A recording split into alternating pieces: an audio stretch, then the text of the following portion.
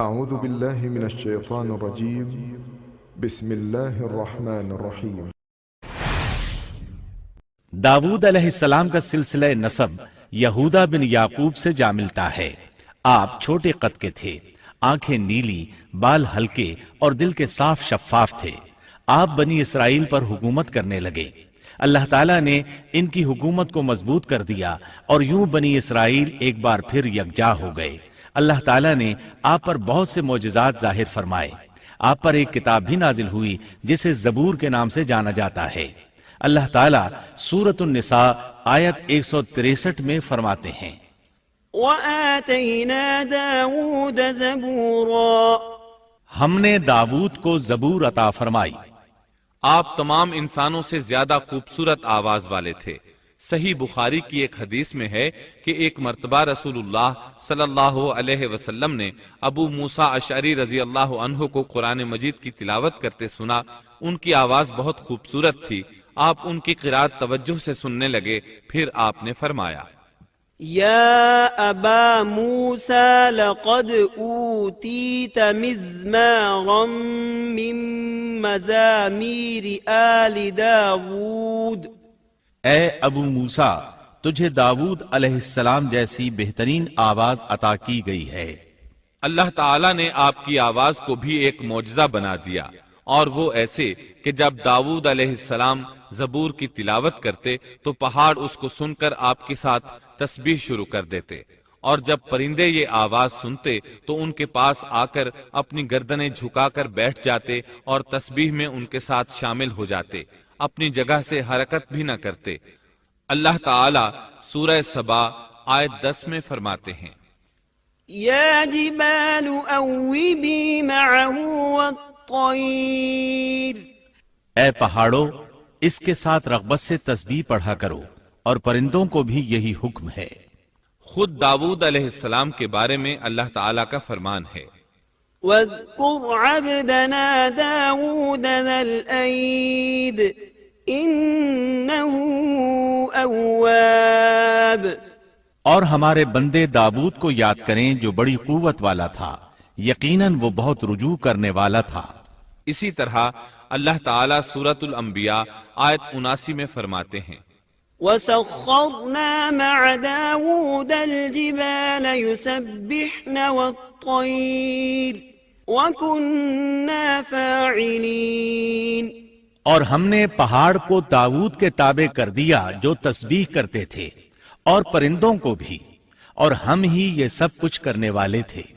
اسی طرح سورہ سعد آیت 18 اور 19 میں اللہ تعالیٰ فرماتے ہیں، إنا سخرنا الجبال معه يسبحن بالعشي والإشراق والطير محشورة كل له أواب، یقیناً ہم نے پہاڑوں کو اس کے تابع کر رکھا تھا کہ اس کے ساتھ شام کو اور صبح کو تسبیح خوانی کریں، اور پرندے بھی سب کے سب ان کے تابع رہتے تھے۔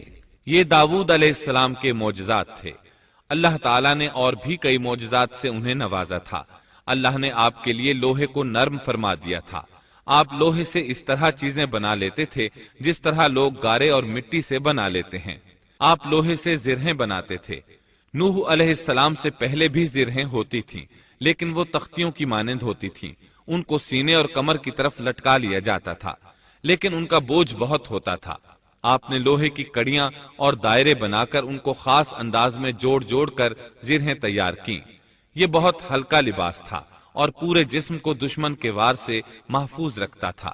اللہ تعالیٰ سورہ سبا آیت 10 اور 11 میں فرماتے ہیں، وَأَلَنَّا لَهُ الْحَدِيدَ أَنِ اعْمَلْ سَابِغَاتٍ وَقَدِّرْ فِي السَّرْدِ وَاعْمَلُوا صَالِحًا إِنِّي بِمَا تَعْمَلُونَ بَصِيرٌ، اور ہم نے اس کے لیے لوہا نرم کر دیا کہ تو پوری پوری زرہیں بنا اور جوڑوں میں اندازہ رکھ، تم سب نیک کام کیا کرو، یقین مانو کہ میں تمہارے اعمال دیکھ رہا ہوں۔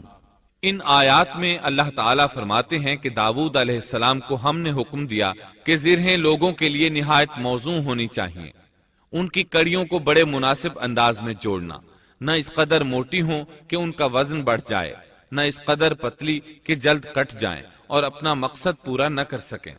اسی طرح اللہ تعالی سورۃ الانبیاء آیت 80 میں فرماتے ہیں، وَعَلَّمْنَاهُ صَنْعَةَ لَبُوسٍ لَكُمْ لِتُحْصِنَكُمْ مِنْ بَأْسِكُمْ فَهَلْ أَنْتُمْ شَاكِرُونَ۔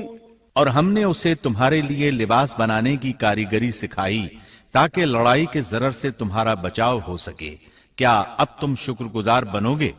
بہرحال اس صنعت کے موجد داؤد علیہ السلام ہیں۔ اللہ تعالی نے آپ کی حکومت کو خوب مضبوط کیا، آپ کو زبردست فضائل اور معجزات سے مالا مال کیا۔ اللہ تعالی سورۃ صاد آیت 20 میں فرماتے ہیں، وَشَدَدْنَا مُلْكَهُ وَآتَيْنَاهُ الْحِكْمَةَ وَفَصْلَ الْخِطَابِ۔ اور ہم نے اس کی سلطنت کو مضبوط کر دیا تھا اور اسے حکمت دی تھی اور بات کا فیصلہ سمجھا دیا تھا۔ آپ لوگوں کے درمیان نہایت عادلانہ فیصلے فرماتے تھے۔ آپ نبی بھی تھے، بادشاہ بھی اور قاضی بھی۔ آپ کی حکومت کے متعلق کئی احکامات نازل ہوئے۔ ان میں سے قرآن مجید میں ایک حکم عجیب انداز سے آیا ہے۔ ہوا یوں کہ آپ نے عبادت اور عدالت کے لیے اوقات مقرر کر رکھے تھے۔ عبادت کے لیے ایک جگہ بنوا رکھی تھی، دن میں فیصلے کرتے، رات کو عبادت۔ جب عبادت کرتے تو کسی کو ان کے پاس آنے کی اجازت نہیں تھی۔ ایک روز ایسا ہوا کہ 2 آدمی بغیر اجازت اندر آ گئے۔ دروازہ بند تھا لیکن وہ دیوار پھاند کر اندر آ گئے۔ آپ ڈر گئے کہ کہیں حملہ آور نہ ہو۔ اللہ تعالیٰ سورۃ صاد آیت 21 اور 22 میں فرماتے ہیں، وَهَلْ أَتَاكَ نَبَأُ الْخَصْمِ إِذْ تَسَوَّرُوا الْمِحْرَابَ إِذْ دَخَلُوا عَلَى دَاوُودَ فَفَزِعَ مِنْهُمْ قَالُوا لَا تَخَفْ خَصْمَانِ بَغَى بَعْضُنَا عَلَى بَعْضٍ فَاحْكُم بَيْنَنَا بِالْحَقِّ وَلَا تُشْطِطْ وَاهْدِنَا إِلَى سَوَاءِ الصِّرَاطِ۔ اور کیا تجھے جھگڑا کرنے والوں کی بھی خبر ملی جبکہ وہ دیوار پھاند کر محراب میں آ گئے؟ جب یہ داؤد کے پاس پہنچے تو وہ ان سے ڈر گئے۔ وہ کہنے لگے، خوف نہ کیجیے، ہم مقدمہ کے 2 فریق ہیں، ہم میں سے ایک نے دوسرے پر زیادتی کی ہے، لہٰذا آپ ہمارے درمیان حق کے ساتھ فیصلہ کر دیجئے اور ناانصافی نہ کیجیے اور ہمیں سیدھی راہ بتا دیجئے۔ داؤد علیہ السلام نے فرمایا، بتاؤ تمہارا کیا مسئلہ ہے؟ ان میں سے ایک نے کہا، إن هذا أخي له 99 نعجة ولي نعجة واحدة فقال أكفلنيها وعزني في الخطاب۔ یہ میرا بھائی ہے، اس کے پاس 99 دمبیاں ہیں اور میرے پاس ایک ہی دمبی ہے، لیکن یہ مجھ سے کہہ رہا ہے کہ اپنی یہ ایک بھی مجھے دے دے اور مجھ پر بات میں بڑی سختی برتتا ہے۔ اس آیت کی تفسیر میں ہے کہ ایک دمبی والے بھائی نے کہا، یہ میرا بھائی بہت چالاک ہے، برے طریقے سے بات کرتا ہے، کہتا ہے کہ میری دمبیاں چرنے جاتی ہیں تو اس اپنی ایک دمبی کو بھی ان کے ساتھ بھیج دیا کرو۔ جب میری دمبی اس کی دمبیوں کے ساتھ آنے جانے لگ گئی تو اب یہ کہتا ہے کہ یہ بھی میری ہے، اب میں خالی ہاتھ ہوں۔ اس طرح میں اس کے ظلم کا نشانہ بن چکا ہوں۔ داؤد علیہ السلام نے فوراً کہا، قال لقد ظلمك بسؤال نعجتك إلى نعاجه وَإِنَّ كَثِيرًا مِنَ الْخُلَطَاءِ لَيَبْغِي بَعْضُهُمْ عَلَى بَعْضٍ إِلَّا الَّذِينَ آمَنُوا وَعَمِلُوا الصَّالِحَاتِ وَقَلِيلٌ مَا هُمْ۔ اس کا اپنی دمبیوں کے ساتھ تیری ایک دمبی ملا لینے کا سوال واقعی تیرے اوپر ایک ظلم ہے، اور اکثر حصے دار اور شریک ایسے ہی ہوتے ہیں کہ ایک دوسرے پر ظلم کرتے ہیں، سوائے ان لوگوں کے جو ایمان لائے اور جنہوں نے نیک عمل کیے، اور ایسے لوگ بہت ہی کم ہیں۔ داؤد علیہ السلام نے دوسرے بھائی کی بات سنے بغیر ہی اسے ظالم ٹھہرا دیا۔ آپ کا فیصلہ سنتے ہی دوسرا بول اٹھا، آپ نے میری بات تو سنی ہی نہیں اور فیصلہ دے دیا، پہلے آپ میری بات تو سنتے۔ داؤد علیہ السلام فوراً بھانپ گئے کہ ان سے غلطی ہوئی ہے اور سمجھ گئے کہ یہ اللہ تعالیٰ کی طرف سے آزمائش ہے۔ آپ نے فوراً توبہ کی۔ اللہ کی طرف رجوع کیا اور استغفار کرنے لگے۔ وظن داود أنما فتناه فاستغفر ربه وخر راكعا وأناب فغفرنا له ذلك وإن له عندنا لزلفى وحسن مآب۔ اور داود سمجھ گئے کہ ہم نے انہیں آزمایا ہے، پھر تو اپنے رب سے استغفار کرنے لگے اور عاجزی کرتے ہوئے سجدے میں گر پڑے اور پوری طرح رجوع کیا، پس ہم نے بھی ان کا وہ قصور معاف کر دیا، یقیناً وہ ہمارے نزدیک بڑے مرتبے والے اور بہت اچھے ٹھکانے والے ہیں۔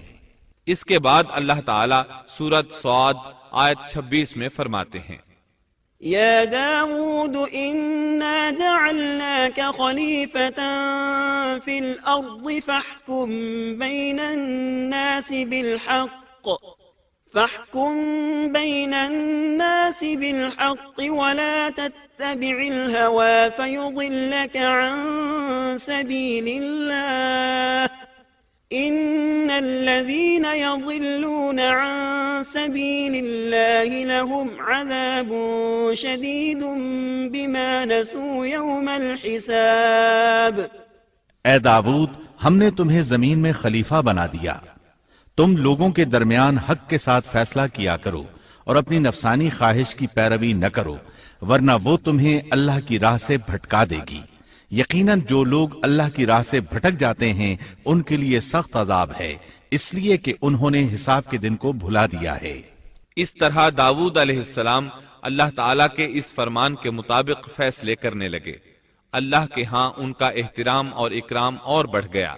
آپ کثرت سے روزے رکھتے اور خوب عبادت کرتے۔ آپ اس وقت تمام انسانوں سے بڑھ کر اللہ کی عبادت کرنے والے تھے۔ امام بخاری نے ایک حدیث نقل کی ہے جس کے الفاظ کچھ اس طرح ہیں، احب الصلاة الى اللہ صلاة داود واحب الصيام الى اللہ صيام داود وكان ينام نصف الليل ويقوم ثلثه وينام سدسه وكان يصوم يوما ويفطر يوما ولا يفر اذا لاقى۔ اللہ تعالیٰ کے نزدیک سب سے محبوب نماز داود علیہ السلام کی نماز ہے، اور اللہ تعالیٰ کی طرف سب سے محبوب روزہ داود علیہ السلام کا روزہ ہے۔ وہ رات کا آدھا حصہ نیند فرماتے، اس کے بعد تہائی رات قیام کرتے اور رات کے چھٹے حصے میں سو جاتے تھے۔ ایک دن روزہ رکھتے اور ایک دن روزہ چھوڑ دیتے تھے۔ لڑائی میں جب دشمن سے مقابلہ ہوتا تو بھاگتے نہیں تھے۔ اس حدیث میں نفل نماز یعنی نماز تہجد اور نفلی روزے کا ذکر ہوا ہے۔ بہرحال یہ وہ صفات ہیں جو داود علیہ السلام کے بارے میں حدیث رسول میں آئی ہیں۔ اللہ تعالیٰ نے سورہ سبا آیت 13 میں ان کی تعریف کرتے ہوئے ان کی آل کو اللہ کا شکر ادا کرنے کا حکم دیا۔ اعملوا آل داود شکرا، اے آل داود اس انعام کے شکریہ میں نیک عمل کرو۔ داود علیہ السلام کی ایک صفت یہ تھی کہ آپ بہت شکر گزار تھے، اور ایسے لوگ کم ہی ہوتے ہیں، جیسا کہ سورہ سبا آیت 13 میں اللہ تعالیٰ فرماتے ہیں، وَقَلِيلٌ مِّنْ عِبَادِيَ الشَّكُورُ، اور میرے بندوں میں سے شکر گزار بندے کم ہی ہوتے ہیں۔ داود علیہ السلام میں جیسے دیگر بہت سی خوبیاں تھیں، وہاں ایک بہت عظیم خوبی یہ بھی تھی کہ وہ ایک بادشاہ ہونے کے باوجود ایک درہم بھی سلطنت کے بیت المال سے نہیں لیتے تھے۔ اپنا اور اپنے اہل و عیال کا بوجھ خود اٹھاتے تھے، اور اپنی محنت اور ہاتھ کی کمائی سے حلال روزی حاصل کر کے اپنے اہل و عیال کو کھلاتے تھے۔ داؤد علیہ السلام کی اس عظیم صفت کو نبی کریم صلی اللہ علیہ وسلم نے یوں بیان کیا ہے، صحیح بخاری میں ہے، ما اکل طعاما قط خیرا من ان یأکل من عمل یده وان نبی اللہ داود علیہ السلام كان يأكل من عمل يده، کسی انسان نے اس شخص سے بہتر روزی نہیں کھائی جو خود اپنے ہاتھ سے کما کر کھاتا ہے۔ اللہ کے نبی داؤد علیہ السلام بھی اپنے ہاتھ سے کام کر کے روزی کھایا کرتے تھے۔ بعض مفسرین بیان کرتے ہیں کہ داؤد علیہ السلام دعا مانگا کرتے تھے کہ اے میرے اللہ، کوئی ایسی صورت پیدا کر دے کہ میرے لیے ہاتھ کی کمائی آسان ہو جائے، کیونکہ میں بیت المال پر اپنا بوجھ نہیں ڈالنا چاہتا۔ تو اللہ تعالیٰ نے آپ کی اس خواہش کو اس فضیلت کے ساتھ قبول فرمایا کہ ان کے ہاتھ میں لوہے کو موم کی طرح نرم کر دیا، جس سے وہ زرہیں بناتے اور انہیں فروخت کر کے اپنے اہل و عیال کی کفالت کرتے۔ داود علیہ السلام نے کتنی عمر مبارک پائی، اس میں اختلاف ہے، چنانچہ اس کے متعلق مورخین کے اقوال کے علاوہ کوئی مستند بات نہیں ملتی۔ عبداللہ بن عباس رضی اللہ عنہما فرماتے ہیں کہ داود علیہ السلام کی وفات ہفتے کے دن اچانک ہوئی۔ وہ ہفتے کے دن مقررہ عبادت میں مشغول تھے اور پرندے قطارے باندھے ان پر سایہ فگن تھے کہ اچانک اس حالت میں ان کا انتقال ہو گیا۔ اس کے بعد آپ کے فرزند ارجمند نے امور سلطنت کو سنبھال لیا۔ یہ سلیمان علیہ السلام تھے۔